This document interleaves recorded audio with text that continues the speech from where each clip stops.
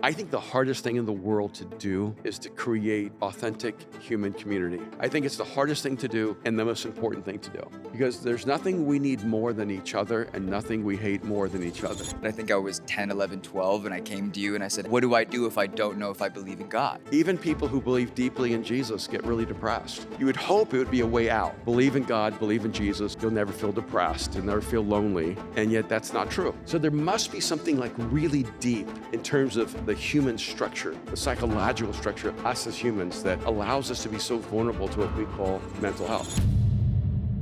You're listening to the Mind Shift podcast. My name is Erwin McManus, and I'm here with my dad, Erwin McManus, and all of our new friends in London. We're here live in London. In London! This is so much fun. It could be fun. It will be fun. I haven't decided yet. I think we should talk about what you were telling me earlier about how do you start afresh?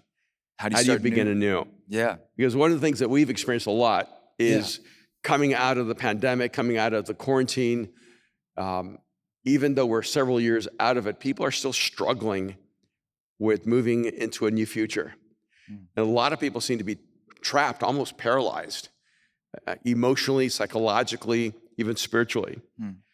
And it seems that so many conversations we have are around a sense of purposelessness, and that people just feel as if they're drifting through life. And that can develop so much anxiety, so much stress, so much depression. And I think that's a really important subject. I think it's an important subject. I think it's something that I've also struggled with my entire life, like how to actually have a fresh start and how to have a new start. And then especially within the context of faith and God, I think I was 10, 11, 12, and I came to you and I said, what do I do if I don't know if I believe in God? And what did you say to me? Yeah, we were driving in a car and he was just a little kid, really small, maybe 8, 9. I'm always 8 or 9 in your stories. No, you're always 10. I moved you younger. I was always, I met one of our clients. We have a business together, a few businesses together, and one of our clients that we've known for a long time, he's this amazing Korean guy, and he's like this monster businessman, and he came to me and he sat me down and was like, dude, I thought you were 12. And we had breakfast and I was like, no, I'm 36. And he's like, that's super weird. What happened after 12? And I was like, I don't know. He just never talked about me ever again. That's because he went wild, so I didn't want to tell everybody. At 12? No, at 12? I'm just kidding. No. But we were driving in the car and he said, Dad, I don't think I would believe in God if I had not been raised in a Christian home. And, we're driving and I'm trying to stay calm. And I said, well, why do you think that is, buddy? And he said, you said I have so many doubts and questions. And I said, oh, doubts and questions, those are normal. I have those all the time. And then we just kept driving and I said, so what are you going to do? And he thought about it and he said, well, I've already met God, so I'm not sure what I can do. And I thought it was so interesting. And I realized in that moment, you're going to have a very hard life because you're asking really deep, hard questions. And for you, faith, belief didn't come easy. Some people, it just seems like it's like breathing. Yeah. And for other people, it's like suffocating. Yeah. And I think sometimes that's the challenge is that when you're a parent especially, you just kind of want your kids to embrace all your values and beliefs without questioning them. And I told you so doesn't work in the deepest philosophical questions of the human soul. And that's why I love now all these years later, we do this podcast because this is the I told you so or because I said so isn't good enough in life. And it's never been good enough for me. It's always, I'm a person that still wonders how I possibly believe. How do you believe? It's a crazy thing. I'm speaking on Sunday and I had this awareness of going, wow, I can't believe I believe in God. I can't believe I believe in Jesus. This is the strangest thing. And yet I do. And I've somewhere shifted along the way where I don't even believe, I feel that I know. But I don't know, I know that I don't know how I know. Does that make sense? You know, and that is for me one of the great challenges. And so I'm always questioning, I'm always trying to figure things out. And I don't think that anything I believe is impenetrable. I feel like I should always be questioning my beliefs. I should always be questioning what I think are convictions or beliefs and testing them out in real life. Yeah. And that's what I like about Mosaic. I started Mosaic. By the way, I'm the person who started Mosaic. But I started Mosaic in a nightclub. Just Really, so like, okay, real quick. What? Sorry, go. You started it. I You're did. yeah, it's your thing. But I didn't know it was starting like something that we would talk about in London. I started Mosaic because I had a lot of friends who were atheists, agnostics, who had many different religious backgrounds, who were like me, and they would never walk into any kind of religious environment. And they were really searching and trying to make sense of life. And so one of my friends found a nightclub that Prince owned in LA, and we convinced the owner to let us start meeting there on Sunday. And I wanted to pick a place that Christians wouldn't go and non-Christians always went. And the night before, and so they knew where it was. You don't have to tell them the address. They go, oh yeah, you know, and the Glam Slam. And so we would go there, and that's where we began our conversations about God, about faith, about Jesus, and that's how Mosaic really began. Was just an attempt to create a space for people I loved that were really sincerely atheists and agnostics and Buddhists and Hindus and Catholics and so many other things, but didn't feel a connection to God, but were desperately trying to see if there was more in life. But you would do this thing where you would like, if there was too many Christians, if the ratio from people who believe in God to people who don't believe in God got too uneven, like too many Christians, you know, not enough people who were new to faith, you would shut it down. And this was like pre-Google, pre-social media, and you would just like shut the location down, give them 1 week's notice, and be like, I'm only going to tell the people who actually invite people who bring people to church. Yeah, I was really intrigued by raves. And By raves? By raves, and how you could only get there. Have you been? No, look at me. Have you? They're not here.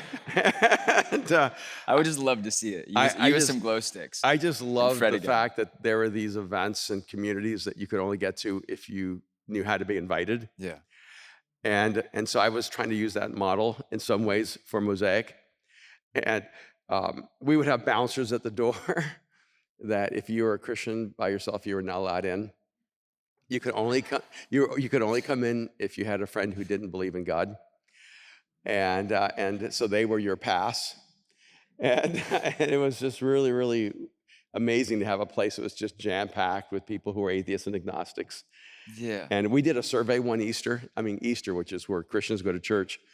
And we had over 1,000 people say, I'm an atheist, but if God were out there, I'd be open. And that's the thing, one of the things that made Mosaic really unique, is that it was a place where people who really were outside of faith felt safe to search for God in a community that they could trust. And then I had to start shifting. Honestly, I had to, if you live life long enough, you realize, oh, that wasn't the best idea. And because, you know, my kids came to me and said, hey, Dad, we're Christians. Are we not allowed at Mosaic? I thought, that's a good point. You know, and so we kind of had to expand our view. I just didn't want it to be a place where Christians went just because it was cooler than other places. I wanted it to be a place where people nurtured the environment together and said, we want a place for all of humanity. We want a place where everyone belongs. We want a place where people belong before they ever believe. And most of the time, the church is seen as an exclusive space, an exclusive community. You have to believe in Jesus to, in a sense, to belong. And we wanted to create a place where he said, look, you don't have to believe to belong. We're going to love you, and you can journey with us, and you can do life with us. And we're so confident in the beauty of this message and the power of this truth that I think if you're just around it environmentally, you're going to meet God. And that was a part of it. And I do have that confidence. I actually do believe in God, and I think he's everywhere. And that he's subversive, because he has designed the entire universe to convince you that you belong to him. And, the Bible says that all of creation declares the glory of God. So God's always speaking to you, telling you that he created you. And so you have to want to go deaf to not hear him inviting you to himself. And so I just want to be a part of that conversation.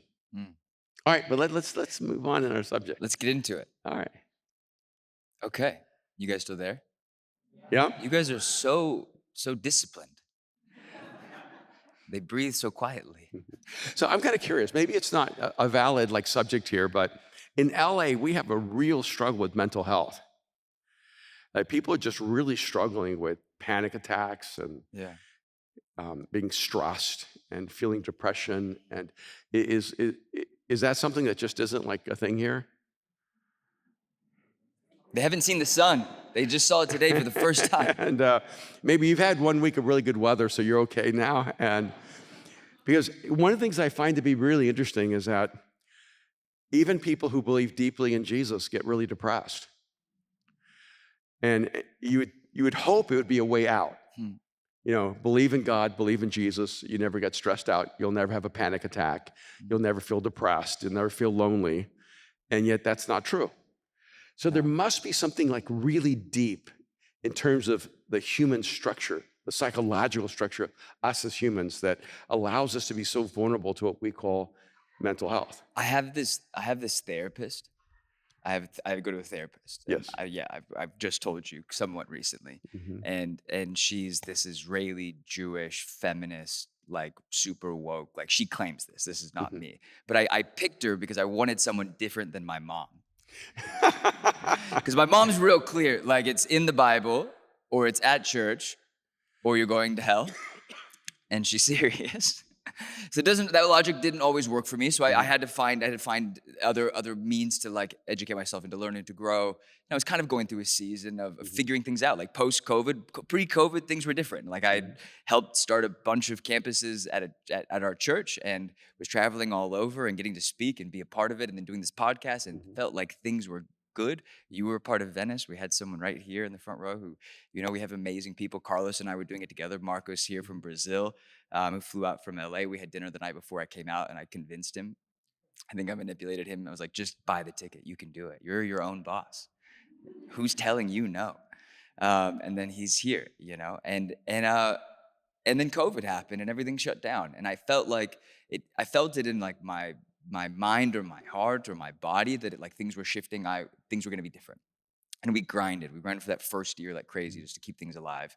And then it was alive, and then it worked, and it was online, and things were good. And I felt like I needed to move forward or do something different. But it was really hard for me to figure out what that new thing was. And I think that a common denominator through my whole life has been releasing my own self to be new again. Is that I think I'm my biggest, not enemy, but the voices inside my head remind me who I was more than people do in the world.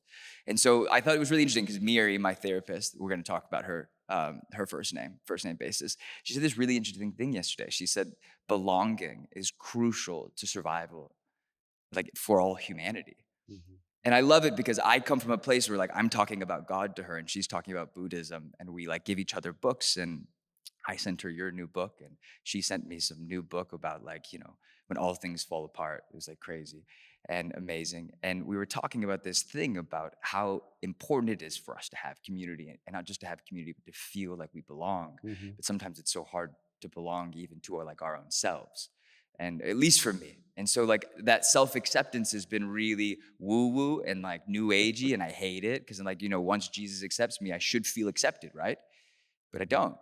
So I have this thing, and we were driving the other day and we were talking about how important it is to start new, and whether it's with churches or whether it's forgiveness or whether it's each other and each other's lives, me and my sister, me and you had to put up with a lot with me growing up, and you're I've always thanked you for risking your reputation on me again and again and again. But I had this question. So how do you build a new life when you still feel the remnants of the old one? That's a really good question.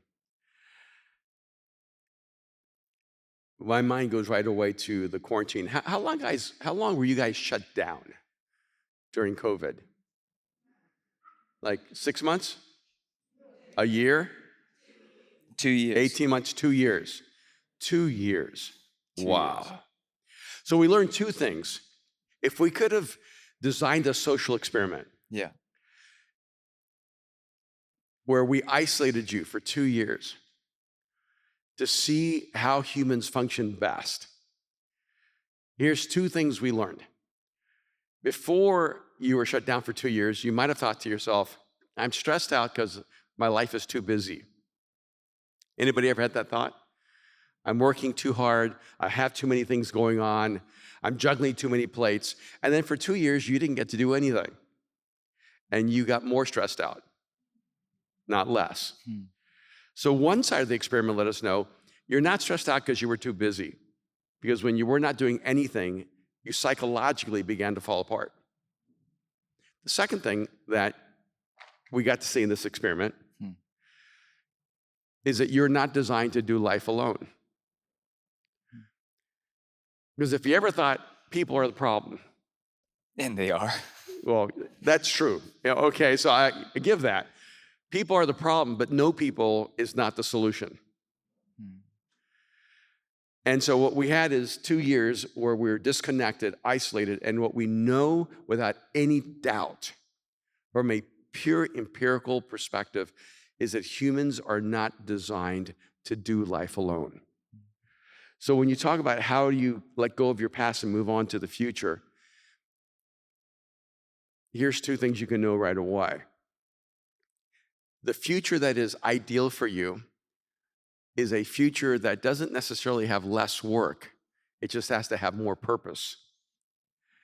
And it isn't something that you can do alone. You need to do it in community. And so whatever that future looks like, it's going to be with people. And I think a lot of times we're looking for our, quote, purpose or our destiny. And what we really need to be looking for is our tribe. We need to be looking for the people that we want to do life with. Because the moment you find the people you want to do life with, all of a sudden your purpose and your destiny and your future becomes clear. And I think sometimes we don't understand how we human beings are designed. And I think this is interesting even when you look at the Bible. Because a lot of Christians will say things like, all you need is God, right? All you need is Jesus. But that's not functionally true. You know that, right? We even sing a song where we get to lie to ourselves. Don't do it. Don't quote the song, though, because we know those people. I'm going to quote it. Don't. And This is why we have less friends than we could have. Okay, this is what I call it. I call it romantic truth, things that aren't true, but they feel true. Okay? All right, so it's romantic truth because it's worship. All right, so there's a song that says, you're all I need to God and you're all I want. But the truth is, there isn't a moment in my life that God's all I want. There's other things I want. I want coffee. I want pizza without consequences, right? You know, there's so many things I want in life. And there's some other things I need. I can't even say, God, you're all I need because I need oxygen. I need something to drink. I need food.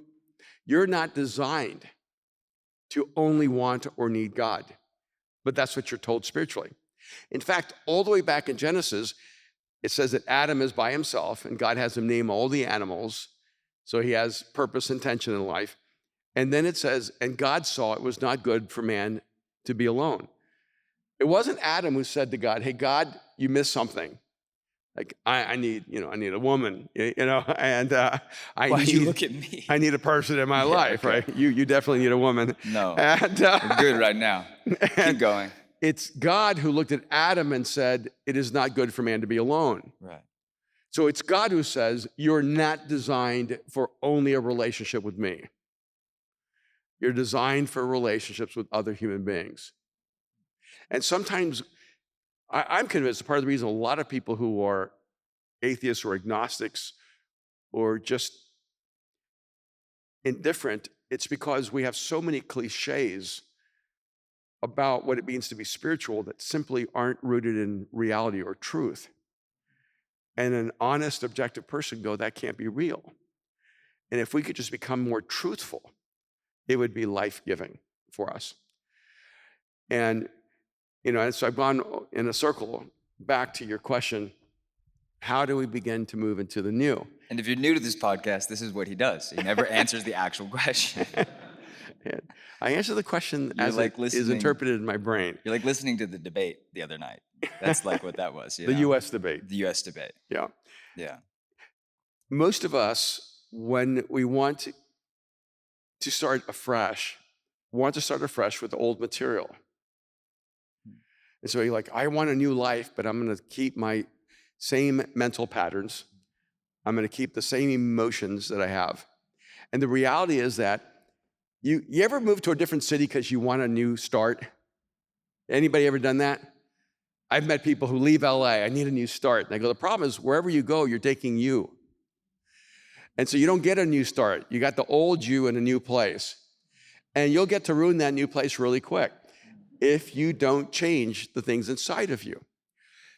And so the only way you can actually have a new start is to find a new you. So the change has to be internal, not external. And when you make the change internally, somehow, amazingly, the external environment begins to change. Most of us want even God to change our circumstances without changing us. If God changed your circumstances and did not change you, you would destroy those circumstances and return them to what they were before. Because you're the creator of your environment without realizing it, even as you are the creator of your future. And so how do you start anew? You decide, I'm going to be a new version of me. Or even more specifically, the best version of me. You have to look inside of yourself and go, I no longer choose to be this person. I have that characteristic, but it's not who I am. And, even like emotions, you ever notice how hard it is to get rid of a bad emotion? Yeah. In fact, it's easier to get rid of a good emotion. You ever notice that? In fact, it's hard to hold on to a good emotion. Yeah. You ever been happy and then your ex-girlfriend calls you and now you're unhappy? You guys, we're gonna mute you.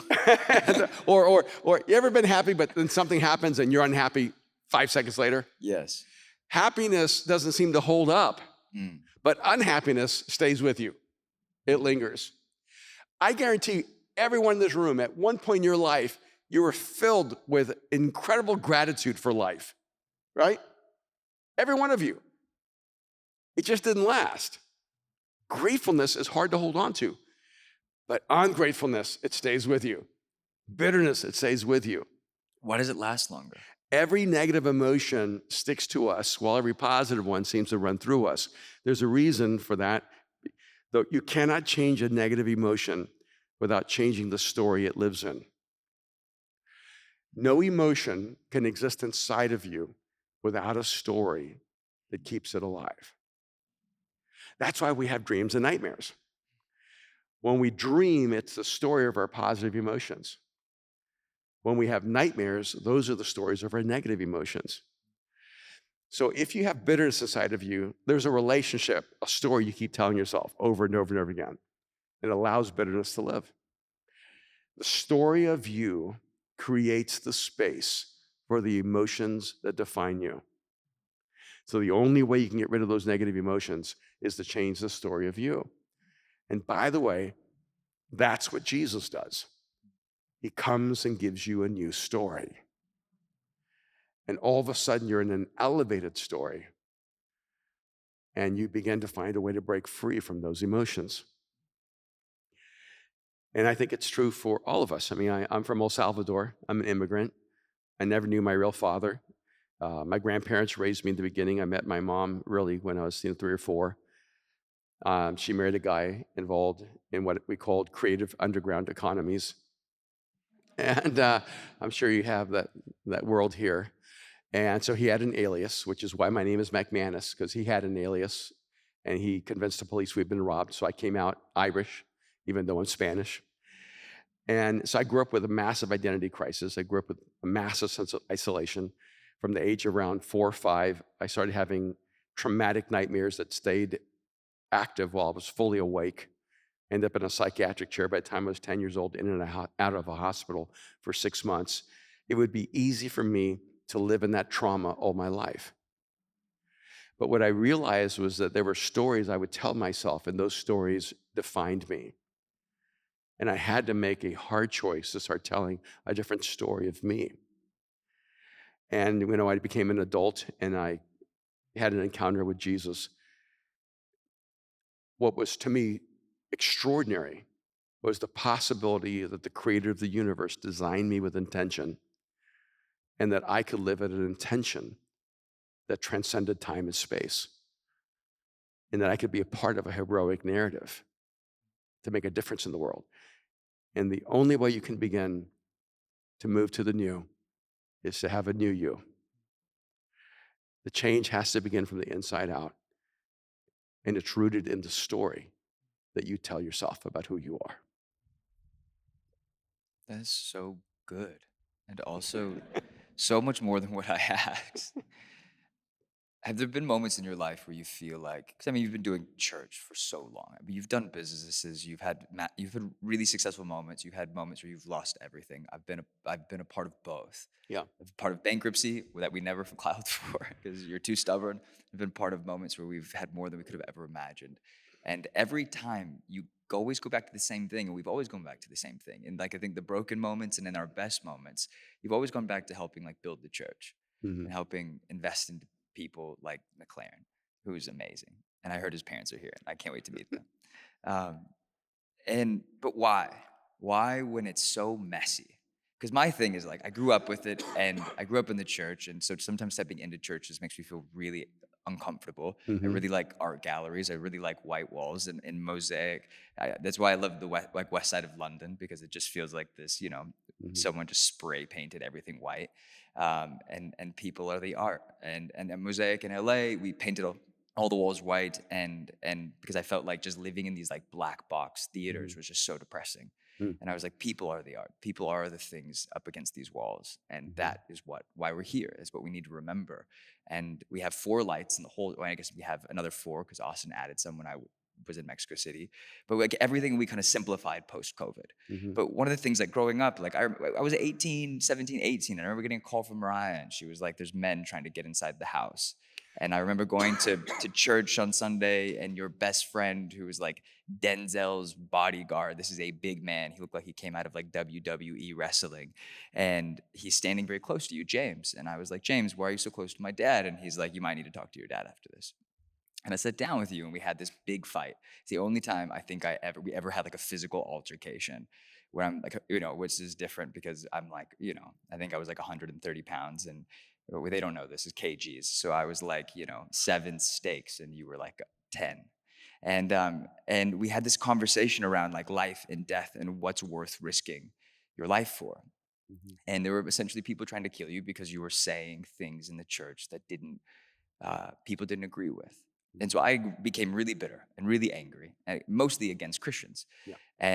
And I hated it. I couldn't stomach it. I couldn't be around. I would show up to, this is really sad. I don't even know if you know this, but like I would show up to Mosaic on Sunday night, like hungover from the night before, and Mariah would pick me up, and sometimes I probably was still drunk, and I always smelled like cigarettes, and I was like always this mess.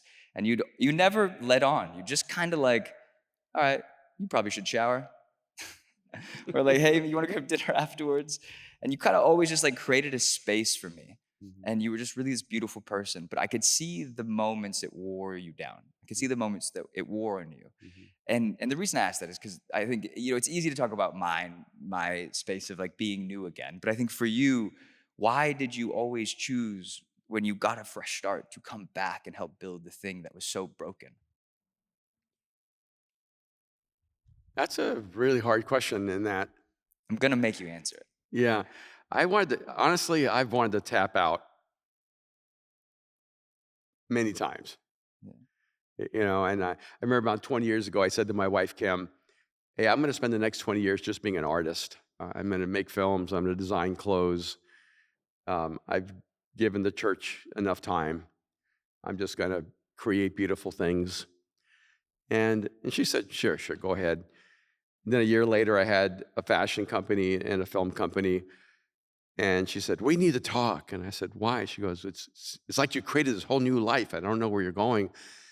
And I said, we did talk a year ago when I said, I'm going to shift my direction and become an artist. And she goes, yeah, but that conversation doesn't count because I didn't think you could succeed. And, um, and I've had that temptation. I love writing. And I thought, oh, I could go live in some little mountain town and just write novels and disappear and not have to interact with human beings. And just on a personal level, one, I wrote this book called The Genius of Jesus because I wanted to know if Jesus historically measured as a genius.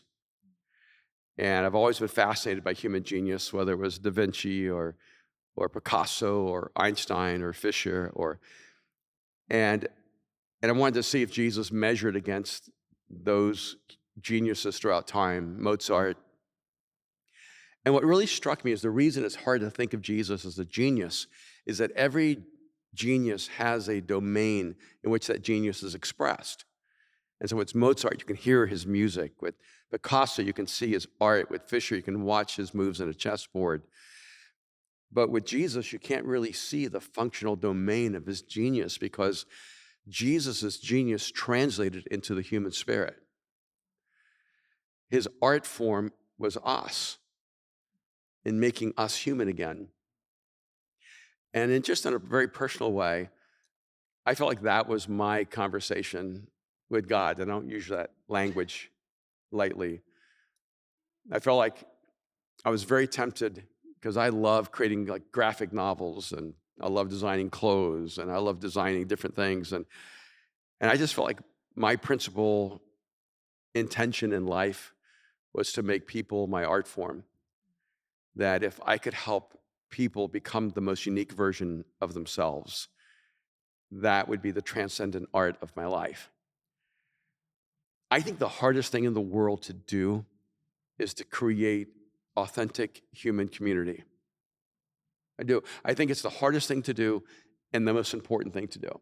I think what McLaren is endeavoring to do is the most significant and fragile endeavor on earth. Because there's nothing we need more than each other and nothing we hate more than each other. And so people have massive church hurt. And I have to try to remind people that you don't really have church hurt, you have human hurt. It just happens that those are humans that were in a church. But if you didn't go to church, you'd still have human hurt. See, people who are atheists and agnostics, they have hurt too. In fact, there is no human being that doesn't go through pain, that doesn't feel betrayal or suffering or disappointment in other people or sense of abandonment. And so the reason I keep doing this is I actually think when I'm drawn to the most difficult challenges in life, I'm just drawn to whatever I think is the most difficult problem to solve. And I remember one time in an interview with Bill Gates, now I'm feeling a little sociopathic because Bill Gates, they asked him at a TED conference, Bill, why did you address the malaria issue? Why did you try to solve the malaria problem? He goes, I love puzzles. And when I heard that, I thought, that's an incredibly intense lack of empathy. And then Chris tried to recover from it, asked him again, yeah, but malaria, you're ending this human suffering. Why? And he goes, I just thought this is a puzzle that maybe no one but me could solve. And I thought, oh, okay, Bill loves puzzles. And but I admire someone going, here's a problem that's so important, I'm gonna give my life to solving it. So Elon Musk, you can't fix the human problem. We're just not going to save Earth, so let's colonize Mars. I just love the out-of-the-box thinking, right? And we're talking about, climate change and global warming, and Elon's like, let's just take another planet, right? And let's ruin two. And, right, and see how many we can go to. And I think, for me personally, the most important and challenging problem to solve is how do you help human beings love each other and live in community and walk together in a meaningful communion where we're connected to each other. And so that's why I do this, because I think that it's what we need most in the world. and what we're most likely to fail at doing. And the most difficult thing that McLaren's going to have to deal with is no matter how hard you try to create a perfect community, the moment people are involved, it's imperfect. And so we work with imperfect material, which is us, to try to do something that's an ideal, which is us doing life together. We got to wrap this up. Um, It's time to go. we did want to have a couple of questions. Anybody have questions? McLaren, do you have a question? Oh, we have a hand in the back. Just stand up and yell it. But if you're rude, Oh, we have a don't hand in the yell back. as much.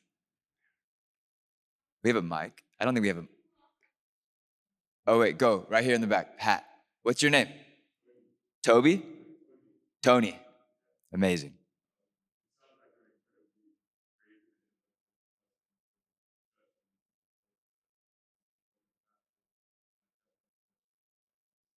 Tony, you're going to have to yell or move forward. Walk up here.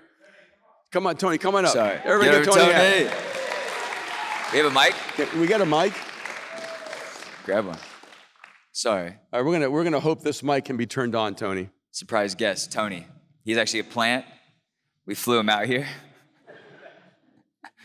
Yeah. You can say it if you want. No, I was just saying, it sounds like you're an incredibly creative person. From the disruption you created, the way you started Mosaic, to like creating films and fashion, etc. The church is like, at least the way I grew up, is an incredibly traditional space. So I wonder, like, when you first started thinking about how you curated the community of Mosaic at the beginning, how you became comfortable with like challenging the mold and breaking the mold of what you were building, and you were innovating again. Like, how do you keep fresh and out? Did you get that? Yeah. How did you do what you do? And like the crazy, like why did you go to a nightclub? You had a church building. Why would you do that to a child like me? One of the things I felt was really important was to bring the integration of creativity and spirituality.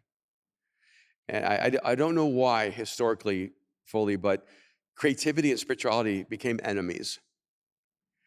And the church seemed to be locked into ritual and routine, standardization, conformity. It's easier to oppress people if you can standardize them. It's easier to control people if you can move them toward conformity. And so the whole idea of creativity felt threatening to, I think, the religious institutions. And when we started Mosaic, what we wanted to say is, God is a creative God. And he created us in his image, so we are creative beings.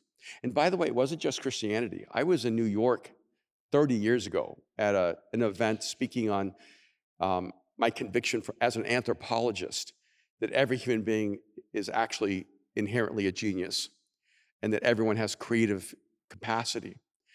And you can see this even just from one simple example. Everyone in this room speaks at least English, and you learned English when you were 2, which means that you were born a linguistic savant. And if you needed to, you learned 2 languages or 3 languages or 4 languages. And some of you think you're not good at languages, but when you were 2, if they had moved you to Tokyo, you'd have learned Japanese. It would have been child's play. They would have moved you to Manila, you would have learned Tagalog instantly. And so a huge part of it for me, Tony, was a view of humanity, an anthropological conviction that human beings are inherently created to be creative, and that religion and all institutions are trying to suppress that creativity because it's easier to control people who are unaware of their creative capacity. And I wanted the church to become the epicenter of human creativity. And that's been my fight for 40 years, to convince people that everyone is both a work of art and an artist at work, and that your life is a creative expression of your essence. And then this whole Christian philosophy that just drove me insane of, if God wants it to happen, it'll happen. Like, you're so fatalistic.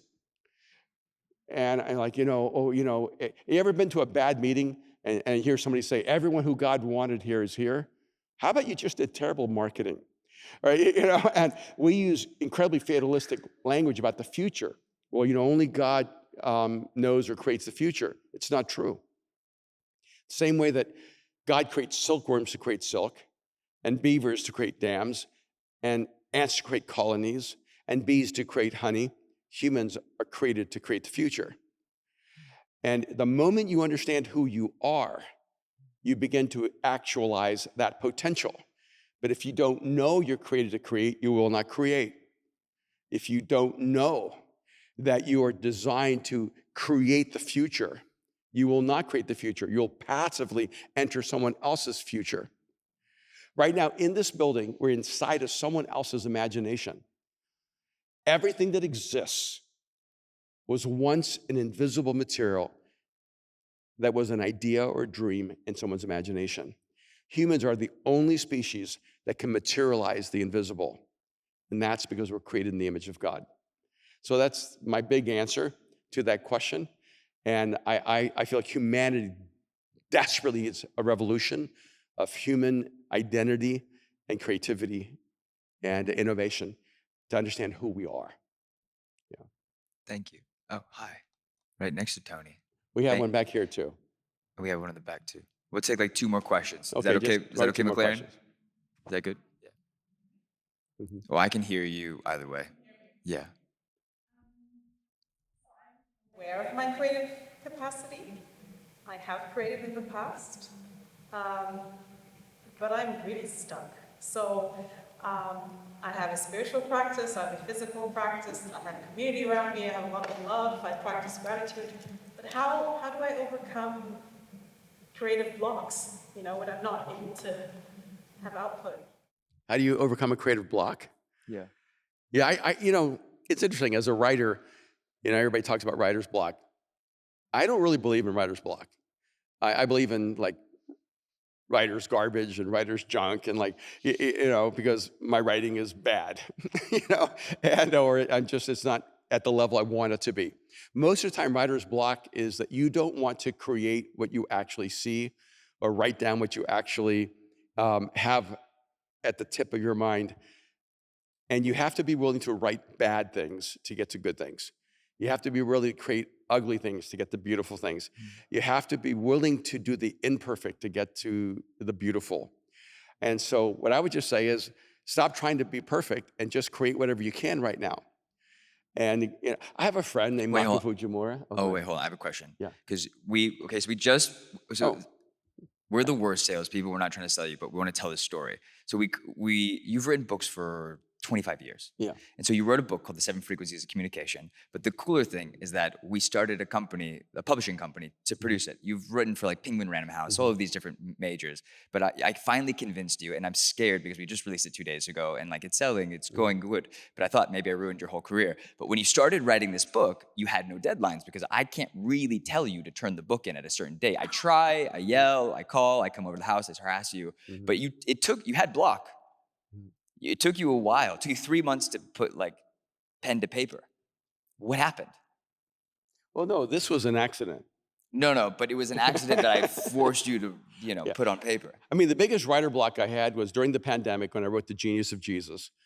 I outlined the whole thing, and I actually looked at it and thought, wow, this is garbage. And then I started all over again and mapped it out, and I looked at it and thought, yeah, this is really garbage. And then I called the publisher, HarperCollins, I think it was, or Penguin Random House, and I said, hey, I'll give you the money back. I cannot write this book, and I can't meet the deadline. And I had the worst response I could have ever expected. They said, we believe in this book so much, just take your time. I didn't want that. I wanted out of the contract. I couldn't write this book. And part of the reason was I really love Jesus, and I have great respect for him. And I thought, I can't write a book that won't diminish who he is. And so I was just terrified. So I ended up writing the book like this. I wrote the book as if I did not believe in Jesus as God. And I just wrote the book as an anthropologist going, is Jesus a genius? And when I finished the book, they said, could you go back and write in there that you actually do believe in him? because it's very convincing that you don't and the way you wrote it. I wrote it for all my friends who are atheists and agnostics. The moment you create for others, you break through the block. And with this book, The 7 Frequencies of Communication, by the way, it's officially coming out October 15th, but we have copies here. Aaron asked me to create a 15-minute gift to give away to people because we have this master class on communication. So I went home on Thursday, I think it was, and I started trying to create a 15-minute video gift. But then I'm somewhat esoteric, and so I didn't sleep for 3 days. I broke out into cold sweats, and I just started downloading these frequencies. I showed up to the house. This man looked like Castaway. Beard grown, hair messy, hasn't slept for 2.5 days. He's like, I got it. And I was like, you got the free thing, the 15-minute thing that should take you 5 minutes? He's like, I stayed up for 3 days straight. Yeah, my wife saw me at like 4 in the morning, and she goes, are you okay? Are you okay? And I said, I can't stop seeing this. You know, it's interesting. The ancient Greeks, the word genius comes from the etymology genie, because they believed that genius came from the gods. It was like given to normal men. And I think sometimes in life, if you like open yourself up, you don't have a block. I wasn't trying to prove anything. I just started seeing these communication frequencies. And I saw them in full color, in design. And by the time I got there on Monday, they turned the camera on, and I taught for 6 hours on the 7 frequencies of communication. Yeah. And 2 years later, it became a book. Yeah. And I look at it, and I just think that we're designed as human beings to have epiphanies. What ends up happening is that you live life, you have experiences, you're curious, you grow, and your brain is absorbing all this learning, all this information, and then when you need it, when you're in a crisis, it explodes. So I think we have writer's block when we're more worried about ourselves than how the art or the gift can help others. That's And good. so I'll just write the worst book I can. Maybe it'll help someone. And then it changes everything for you. We only have one or two more Yeah, one more question. One more question over here. And we- we had one over there. but Right there. And then I think She's right there. I Come on think up. Someone in the middle of the room. Yeah, someone You're right here also. Why don't you stand there we up go. and be ready? Hello. Is this on? Can you hear her, Mike? Yeah, there we go. Hi. So, What's your name? I'm Lucy, Hi. and I just moved here from Los Angeles. I have been following you guys for so long. I'm somewhat emotional. I've met you before. I got baptized in Hollywood, Wow. and I have been praying so long that God helps me find a church that I resonate with. So nervous to move to London and change my life. And you guys are here, starting Mosaic here. So I'm so grateful and so happy that he's listening. He's listening so much, he gave you McLaren. I'm so excited to start a community here. And I just thank you for your guidance and everything you do to sacrifice.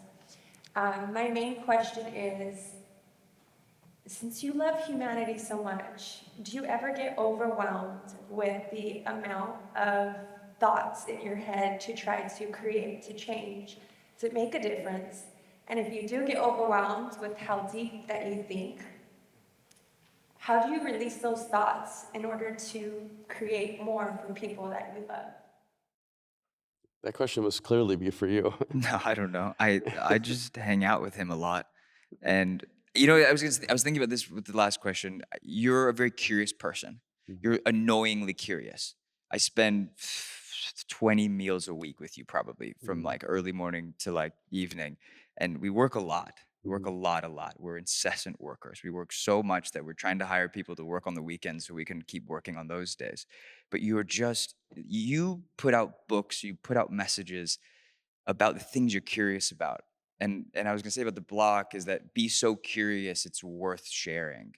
And I think that's like the same thing with you in church and community is that you love the communal curiosity of exploring the universe, exploring the scriptures and exploring faith and putting it out to the world to just see what the world does with it. And I think that's like a really unique thing. It is for you. It's about this presentation, and I've worked for amazing creative directors. Like I had this amazing gift to work for a guy in New York named Hedi Slimane, and he had this ideology that the moment he opened a store, he would never walk back in it because it was no longer for him; it was now for everyone else. And he would always send these really annoying French people on FaceTime to like spy on the store, which was, crazy. But I find that like there's an offering in creativity and a sacrifice because it costs you something. And then there's this release of that something that you can't control anymore. And humans, we have this hard thing. Once we can't control it, then it sometimes loses its value to us. So that's all. I think just the curiosity of seeing love being spread throughout humanity. Yeah, and and I'm 66 now. I'm like, You look good. and it's the older I get, the less I fear, the less I live a life of obligation, and the more I think I live a life of intention. And I feel so free. I just don't care what people think about me. I don't care. I care. I care enough for the both of us. Yeah, but to me, I think thinking deeply is a responsibility all of us have. And I think taking time to stop and reflecting on life, it's really, really important. And if you don't take time to slow down, to process things, you're going to miss so many things that God has for you in your life. And I had to, everyone has to compensate for whatever is inside of them that is both a strength and a weakness. And I have this neurological thing where I have, I can't stop data, from What do you going mean? into my brain. So you're like the internet? I have like slow shutter speed is what I was told, or my brain doesn't close properly or something. You have a lot of input of data from Yeah, the world. and Yeah. so early on in my life, I would end up in like fetal positions because I just couldn't stop the information from coming into my head, and it almost killed me. I felt like, and I felt paralyzed in life. The moment I started focusing on serving people, it changed me. Like the moment I stopped thinking about myself and just thinking about how do I help people and how do I serve people. And I think a lot of times our healing can only come when we put others above ourselves, which is why I think community is so important and what we're doing together really, really matters. And we have one last question. Let's close up to that one. Yeah. What's your name? Marie. Hey, Marie. Hey, nice to meet you. Excited to meet you guys here. My question is, sometimes struggling with the next step and like being curious, being creative, wanting to go into different avenues, knowing the right next step and like how much sometimes to trust God, ask God, but when to know kind of to push yourself forward and push the next door instead of, I feel like sometimes Christianity can be so much in the position of like, yeah, just wait for God and sit in your seat, but I'm more of a doer. I'm like, what can I do next?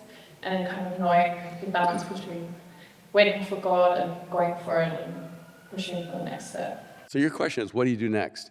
Yeah. If you want to get more what's the involved. right next step and like.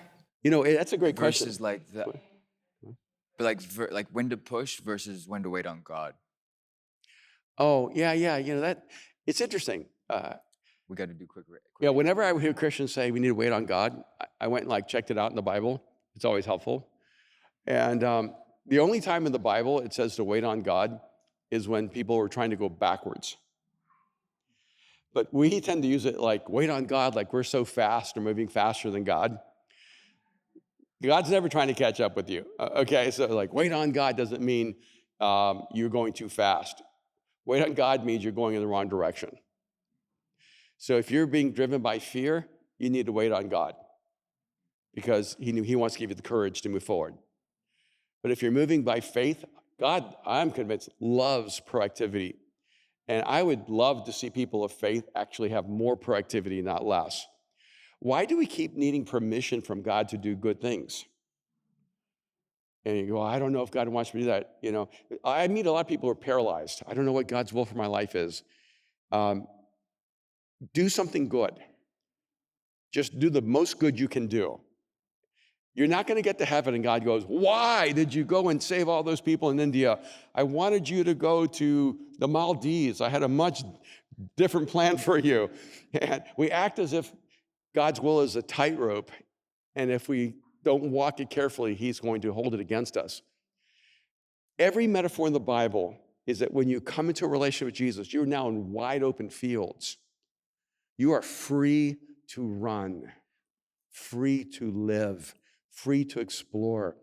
And so what I would say is when you know the good, do it. And if you are paralyzed by fear, don't do it. That's when you wait on God. Wait on God when you don't have enough courage to live your best, most extraordinary life. Move forward when you have the courage to do it. And by the way, just the next steps. There's some of you here, and this is not like a high pressure kind of day as you can feel. But there's some of you here who maybe came in and you are outside of the faith. You're maybe an atheist or agnostic or something else, and yet something inside of you perhaps has become more open to who Jesus is. Because really, this is all about Jesus. It's about God stepping into human history on our behalf, dying on a cross, being buried and raised from the dead so that we could live fully, completely, freely in him. And I don't want you to miss that. It's just that a lot of times we only say that, and so we don't talk about life as a whole. And God can be found in every aspect of life.